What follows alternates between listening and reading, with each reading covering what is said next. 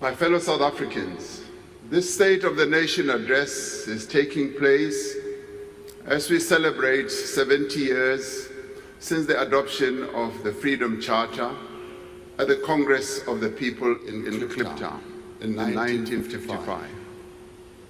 The Freedom Charter is the cornerstone of our democratic constitution. It sets out a vision of a united, non-racial, non-sexist, democratic and prosperous South Africa. It also sets out a vision of a country in which government is founded on the will of the people of South Africa, where the land is shared among those who work it, where the people share in the country's wealth and in all that the country produces and are all equal before the law. Once again, President Cyril Ramaphosa drew on a historical South African moment to draw on the heartstrings of an already frustrated public. This year's State of the Nation address, the first under the so-called government of national unity, comes as the divide between the rich and the poor is widening even further. While these idealistic statements of hope pervaded the president's speech last night, it would have left a very bitter taste in the mouth of people like Clayton, who works on the Cape Town to Camps Bay taxi rank. I'm just looking for a place where I can say I'm safe, because on the street I'm not safe. I lost of friends here on the street, killing by other people, gangsters and so on. So it is very dangerous for us on the street. Clayton told Radio 786 that he earns a mere 70 rand per day if he is lucky, but it fails to bring him any closer to a decent place to live. He is just one example of how inequality is forcing more people to live hard lives, devoid of access to basic human rights. So what did President Ramaphosa's speech have to say to people like him? The short answer is nothing much. And this sentiment was shared by the National Coloured Congress's leader and Member of Parliament, Cyril Adams. But 70 rand a day. Let me challenge John Steenhuisen to take his kid for lunch with 70 rand. But this is the wage that these people are prescribing for poor people because they want the minimum wage abolished. They want employers to pay people whatever they can, whatever they want to. We feel it's unfair. We believe that 12,000 rand a month is where you start at. Though they don't agree. You see, the people that don't know struggle can never understand struggle, and therefore are unwilling to do anything about struggle. These are the people that we fight for. A man earning 70 rand a day, that's what we should uplift. That's why we urge the president to start the nationalization process. Nationalize the mines, nationalize the waters. Let our people partake in the economy. Let our people start earning and living. Leader of the National Coloured Congress, Cyril Adams. Now, while the national minimum wage has seen a slight increase, it excludes people like Clayton. However, he does have access to the Social Relief of Distress grant. It was put in place as a small safety net during the COVID-19 lockdown. However, it has proven that many households were in need of this kind of support beyond the pandemic. President Ramaphosa says the government has learned from this grant and will be taking it further. The Social Relief Distress Grant is an essential mechanism for alleviating extreme poverty. We will use this grant as a basis for the introduction of a more sustainable form of income support for unemployed people. President Ramaphosa. But just how will this platform be implemented?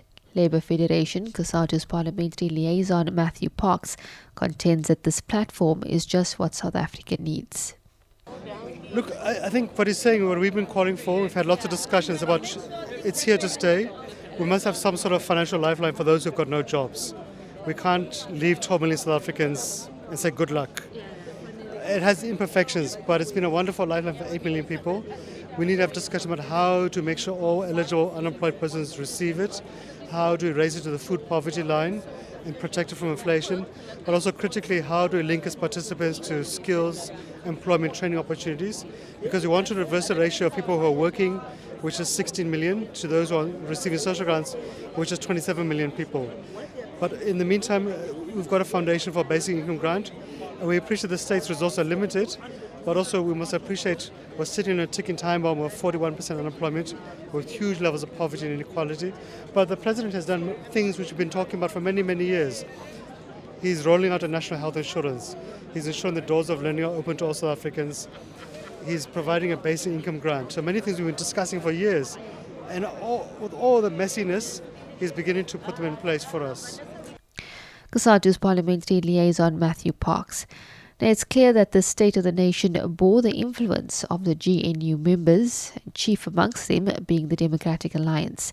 This party has always looked at South Africa in economic terms, and given the tone of President Ramaphosa's speech, this is what they got.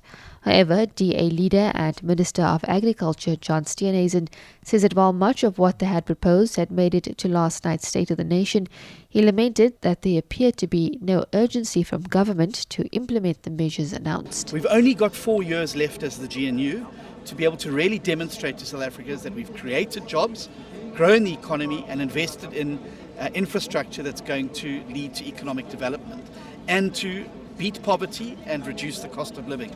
So I think there's a greater urgency that's required, and certainly as ministers now, it's going to be up to us to go out and unpack how we're going to get to these things, giving deadlines, making sure we're delivering these projects on time, on budget, and that they're able to achieve the objectives that we've set out. It's not going to help us in 2029 if we go to the electorate and we're sitting with many of these projects still on the drawing board. And I think that's where the urgency is required. We only have 4 years. If the GNU is going to hold the rational centre in South African politics, we've got to use these next 4 years. We don't even have a week to waste. We've got to be on top, fixing the ports, concessioning the ports, fixing our rail, making sure that we're removing red tape and obstacles to small business development and entrepreneurs, making sure we're providing the economic input that's required to make the economy grow. And I think that we heard a lot of I think the President's diagnosis now was perfect. The focus was absolutely right on growth and jobs and beating poverty, but we need, I think, to have far more urgency, a sense of urgency about what is required of us, all of us. Glowing words from GNU member John Steenhuisen. However, the Economic Freedom Fighters leader Julius Malema has found the dark clouds that hung over the president's speech. He contends that SONA 2025 provided nothing new. Well, there is no plan. The president doesn't account for what he said before this State of the Nation address.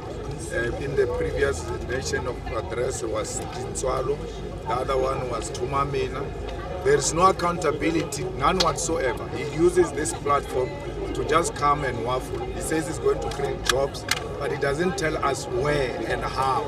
He says infrastructure is going to be developed, so much money has been put aside, where and how. So there's no plan, it's just utterances that he just makes passing time, and then knowing very well that he will not be challenged by those he's governing with.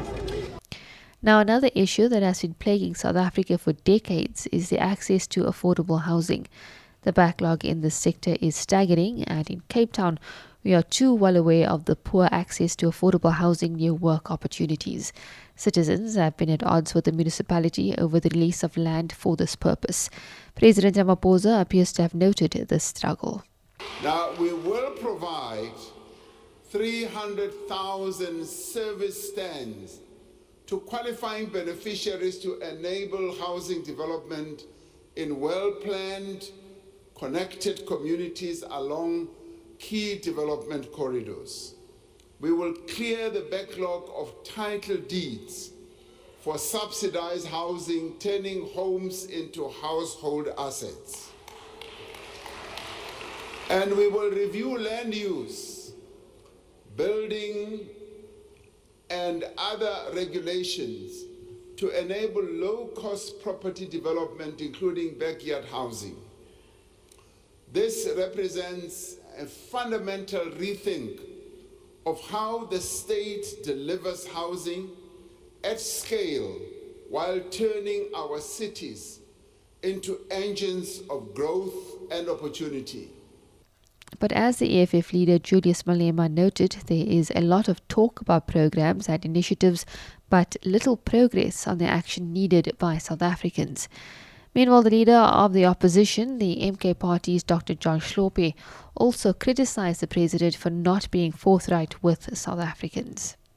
I would have thought the starting point, the president should have gone back to the promises that he made in SONA last year. He identified 3 key areas inequality, land and housing. Let's deal with inequality. I expected some feedback from the president to say these are the measures that the so-called government of national unity has embarked upon, and this is how far they have gone in the past 8 months or so in terms of reducing inequality in this country. Of course he can't do that, because central to reducing inequality, you have got to deal with the question of land. And he doesn't want to deal with land. The Ramaphosa-led ANC does not deal with the question of expropriation of land without compensation. This matter has been a hot topic in South Africa for the past few days, with US President Donald Trump also assuming that he has a say over this country's laws.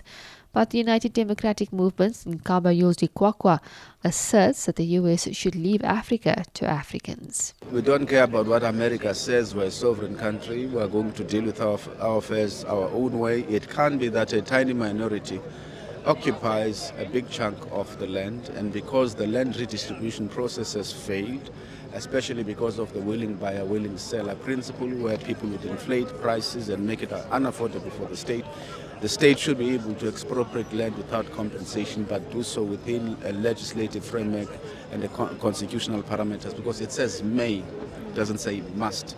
Meaning then the taste of the pudding will be in the development of the regulations which are going to guide that process step by step.